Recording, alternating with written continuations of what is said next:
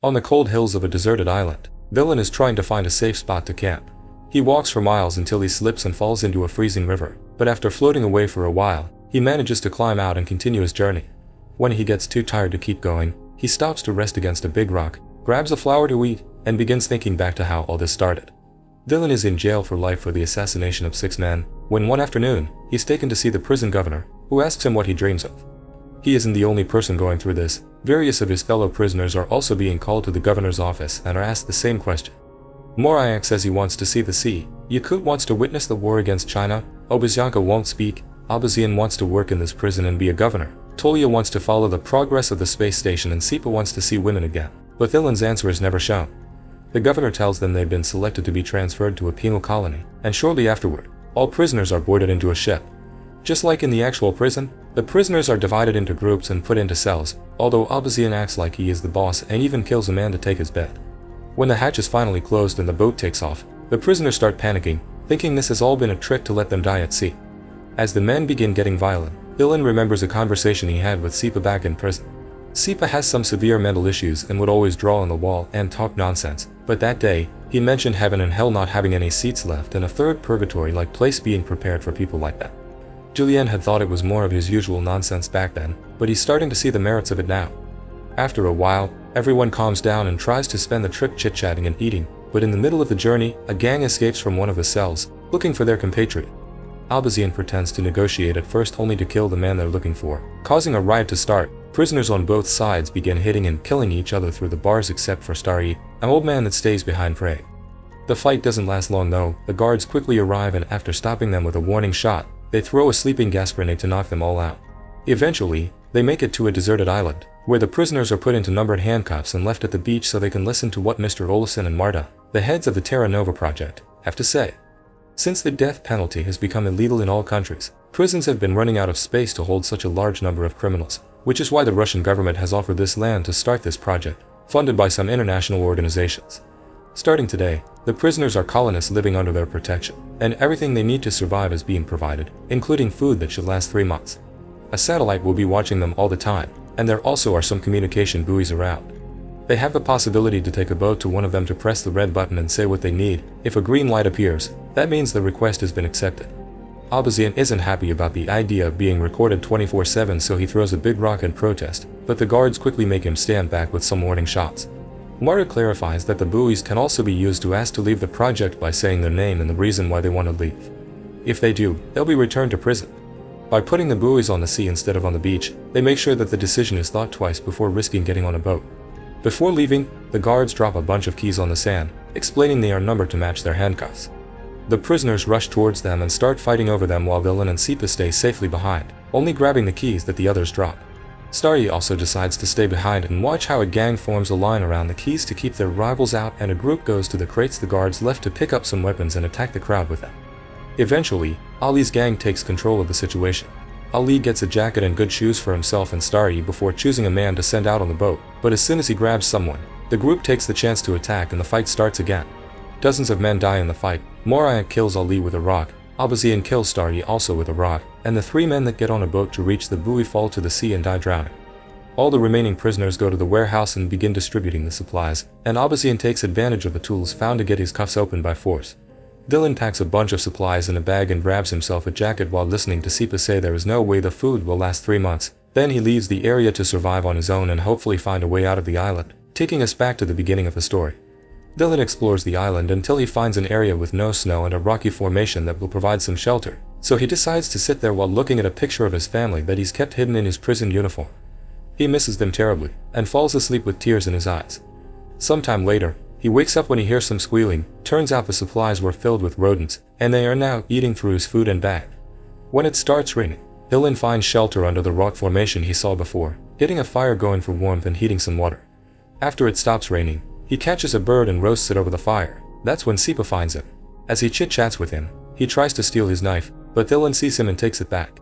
Sipa offers some salt he had with him and his help in exchange for some meat, which Xiling accepts, so Sipa goes to pick up more wood and sees the family picture on Dylan hung on the rocks, which makes him blow a kiss at Dylan's wife. Afterward, they share the bird, and when they're done eating, Sipa walks to the edge of the cliff, explaining he doesn't jump because he's too afraid.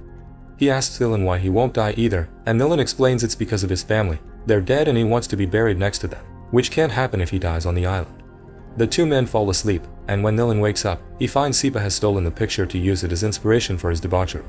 Furious, Dylan beats him up and pushes him off the cliff, but Sipa doesn't die because he doesn't fall into the ocean. He drops on a hill right underneath. But even after this disagreement, the two of them travel together as they explore the island. Sipa easily amuses himself with the trash he finds in the water while Dylan tries to fish, but the only living being they find in the water is some sort of aquatic centipede, which freaks Sipa out. While looking around, Dylan is shocked to suddenly find part of a seaplane among the rocks. It only takes going a bit farther up the hill to find the entire plane, which gives him a bit of hope because he used to be a pilot and would be able to fly it. However, two men aren't enough to move it, so for now, they go back to their shelter. Dylan starts a fire with some matches he had grabbed at the warehouse, but there's something in them that creates a very toxic smoke. He moves away from the fire and drags a sleeping Sipa with him, who at first won't wake up. It takes a few shakes from Dylan for him to finally regain consciousness, but his mouth only continues to spout nonsense, and Dylan realizes the cold will kill them any minute now.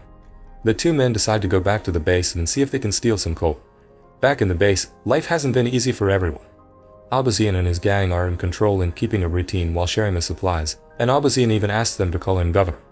But they keep anyone that isn't in their team inside the barracks. They only allow them to come out to have a walk in an enclosed area, similar to real prisons, while Estonitz yells at them from the watchtower. When they're sent back, they need to run because whoever is last gets killed to be used as food later. Dylan and Sipa manage to reach the coal box and find the remains of a fire.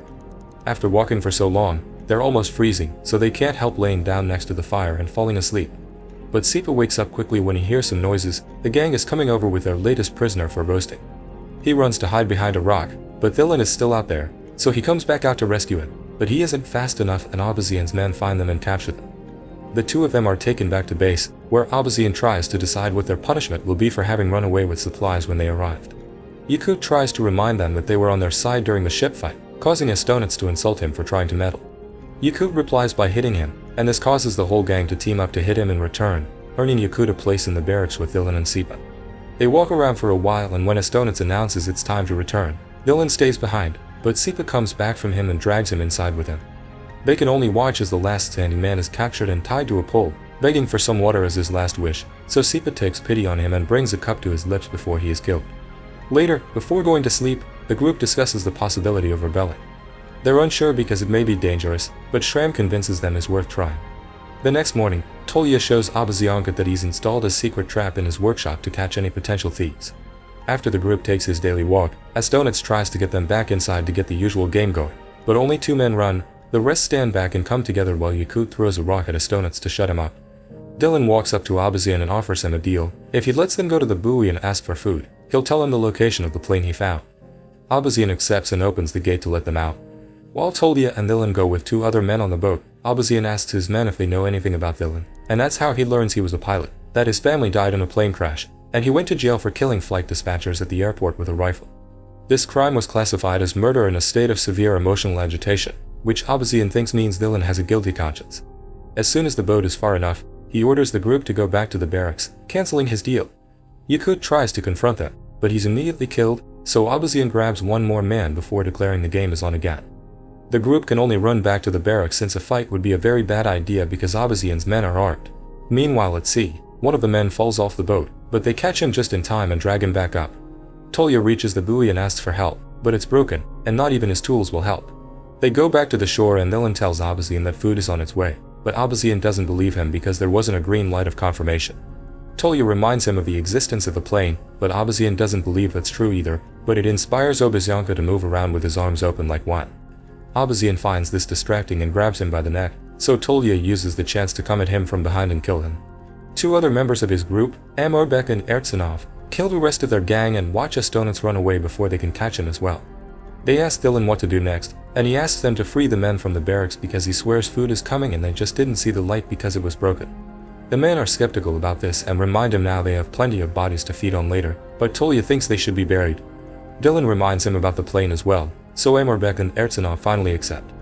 They free the prisoners and tell them they'll be waiting a few days for the food to arrive, but they won't be using each other as food anymore, so everyone needs to stay calm and cooperate. They'll also send a group to rescue the plane, which they'll put in a hangar they'll build and slowly repair it to escape later. Suddenly, Sipa interrupts their plans, claiming there's no satellite, while writing an SOS message using sand and 3 bodies. Sometime later, Astonitz returns to the base, and because of the new rules that say they need to keep the peace, they decide to ignore what he's done to them for now and share their food with him anyway. Dylan guides a group of men towards the plane, and their moods greatly increase when they see he's been telling the truth. Together they take it apart for easier transport and carry the pieces back to base. Eventually, Marta arrives at the island with a bunch of guards. They use gas to keep the men away, but they do allow Villain come to talk to her and discuss the list of things they've requested. She's confused on why they're asking for gas, and he explains it's for the generators, which are supposed to be wind-powered but they don't work during the polar night. In truth, they want the gas for the plane. Dylan takes the chance to ask why they didn't answer Sipa's SOS message, and Marta explains their satellite is of the infrared kind. They see heat, so they can locate people in stoves but not words. She also wants to know what people were doing so far away from the base some days ago, and he tells her they were fishing. They don't believe him because there's no fish in the area, so he lies again and tells them they've been eating those centipede-like creatures, which she finds very shocking. They also want to know how many of the original 206 colonists are left, which Dylan finds suspicious because they should be able to tell with their satellite. He tells them 87 are left, and many are sick, but nobody wants to abandon the project and return to jail. Before Dylan leaves, Marty tells him he has the right to one personal request, so he gives her a few sheets of paper asking her to provide the group well. Once the guards have left the new supplies, Dylan and his men try the gas in the plane hidden in the hangar and happily confirm it does work. Afterward, they watch a new group of American prisoners arrive as the guards and Marta leave the island. These prisoners have a leader too, a very large man that Dylan tries to shake hands with. The man doesn't take it. In fact, he hits Dylan, which triggers a fight between both sides. The encounter is brutal and nobody hesitates to go for the kill, so Sipa drags Dylan with him to hide him in the workshop. One of the Americans tries to follow them, but he falls on Tolya's trap and instantly dies. Ertsanov goes up against the American leader and gets overpowered, but before he can get killed, Amorbek cuts in and kills the big man instead as the buildings around them catch on fire. All this is being watched by the heads of the project. When they realize the situation is finally out of control and that over 40% of the colony has been killed, Marta calls the central office and is told to proceed with Code Naked Island, which sends a bunch of guards to the island that shoots all the reminder prisoners while Marta burns Dylan's letters. Luckily, a few men are still alive thanks to having hidden in the mountains or the hangar: Dylan, Sipa, Ertsanov, and Tolya. Together they push the plane out, but when they're about to board it, Sipa tells them goodbye and runs to the hill so he can jump into the ocean, not afraid anymore. The remaining trio gets in the plane and Dylan manages to make it take off safely, although the guards shoot at them on the way. His 2 companions die, but Dylan isn't hit by the bullets, so he flies away into his freedom. Make sure to subscribe and turn on notifications so you can watch more videos like this. Thanks for watching.